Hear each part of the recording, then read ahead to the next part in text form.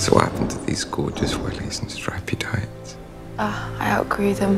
It broke my heart. And they don't make those tights anymore, not for grown women anyway. Strange, that. Oh, you can mock. Didn't you ever love anything that much? Yes. Yes, I did.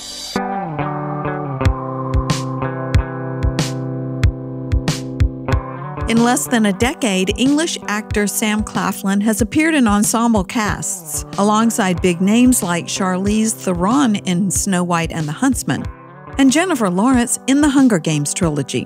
SCAD screened Sam's film Me Before You, which follows a wealthy young man struggling with life after an accident leaves him paralyzed. Thank you so much for being here at the Savannah Film Festival. Me Before You has been so well received. What difference has it made in your life? It opened my eyes to a world I had no clue about. I spent close to a year doing research and kind of going on that journey with Will. This is the story of one man's journey. I think we as storytellers do that story justice, but that's not the story of every person in his position. As an experience, it made me ask a lot of questions. It was just a really challenging and inspirational period in time, but one that taught me a lot and made me grow and made me want to work harder and live life to the fullest, I suppose. You know something, Clark? You are pretty much the only thing that makes me want to get up in the morning.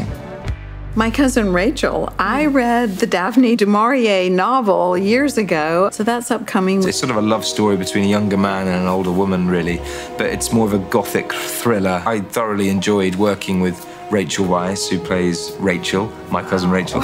Watching her approach the work in a very, very different way to anyone else. It was really just kind of magical. Roger Michell, who directed Notting Hill, he was incredible to work for. And it was, again, a very, very different experience. I never want to play the same part twice. This was a very, very different story and one that I enjoyed very much. With the period films that you've made, how do you transport yourself to another era? I think I've always been fortunate enough that we've had incredible locations, costuming and makeup. Once you're wearing the clothes, you sort of hold yourself in a very different way. I'm about to start a film based in the First World War, and I know for a fact that when I have the uniform on, it's going to feel very, very different to anything I've done before. So the First World War, and you said you're going to play a very dark character. Can you tell me anything about that? It's based on a play originally by R.C. Sheriff, and it's called Journey's End. He was himself in the trenches, on the front line. These very young men having to